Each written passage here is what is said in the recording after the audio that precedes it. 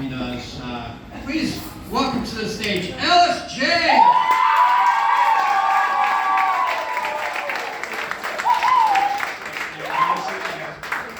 Who any of these people are. I really don't.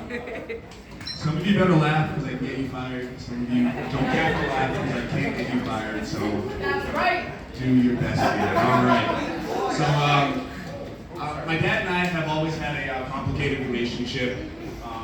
But he didn't do very much for me as a child. But recently, he did something great that he recently gave me the ring.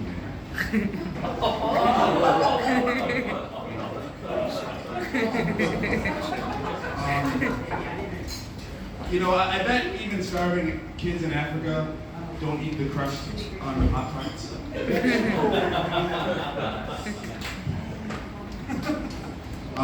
So I used to date this girl. I used to date this girl who stuttered, and it would be very awkward when she would have an orgasm. It sounded like a lamb having a seizure.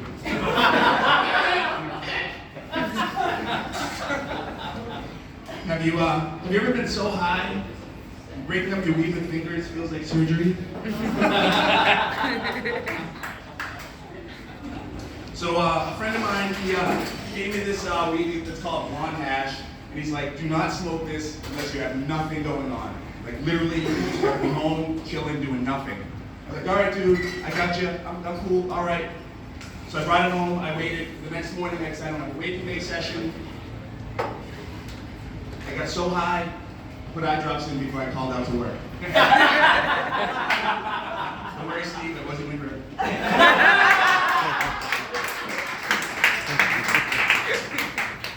So like everybody else, I've been home. I wasn't really going anywhere. But recently, with everything opening up, some friends invited me out, so we go to a bar. I don't drink anymore. Every time I drink, I have an allergic reaction. I break out in handcuffs. I'm at the bar, and I'm hanging out, and this guy is talking to these ladies. He's probably about 360 pounds, about 5'8", and he's telling these female bartenders, for every pound you lose, you gain an inch to your dick. Sober, I wasn't looking for a problem, but I simply said to the gentleman, how long have you been peeing sitting down?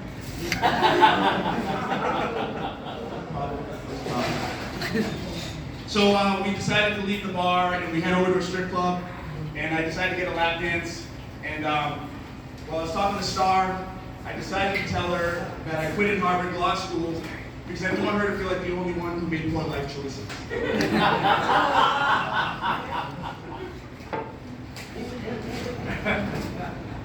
So I've been married to my wife for 23 years. That's why it's not an answer. She's not winning in that deal. But I figure if I've been married for 23 years, that gives me somewhat of an authority in being here at an open mic. Somebody you should take advice on dating.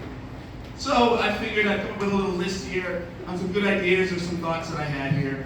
And just a quick reminder, sex is not sex until everyone finishes. Until then, it's just a favor.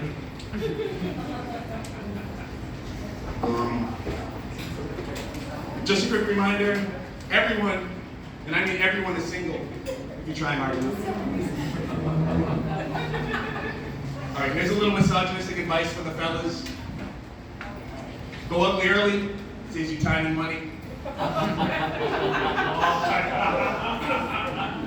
If you can't fuck a princess, pound a pig.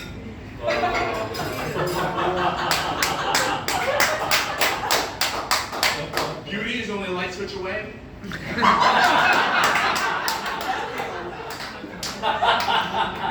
Little insight for you ladies. If he's coming on your face, it just means you're not wife material. Ew. Nobody wants to kiss a Picasso.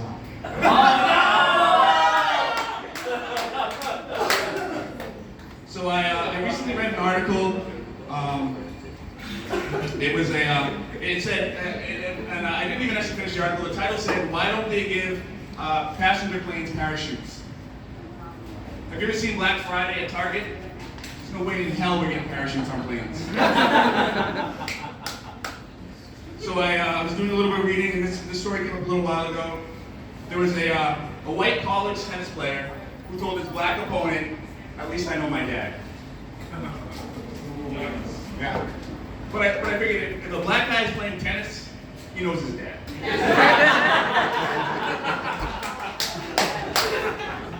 I'm not gonna leave on this one. My wife's cousin, he recently came over. He got this big, beautiful tattoo across his chest. It says Carpe Diem. Thought that was a little ironic because he suffers from epilepsy.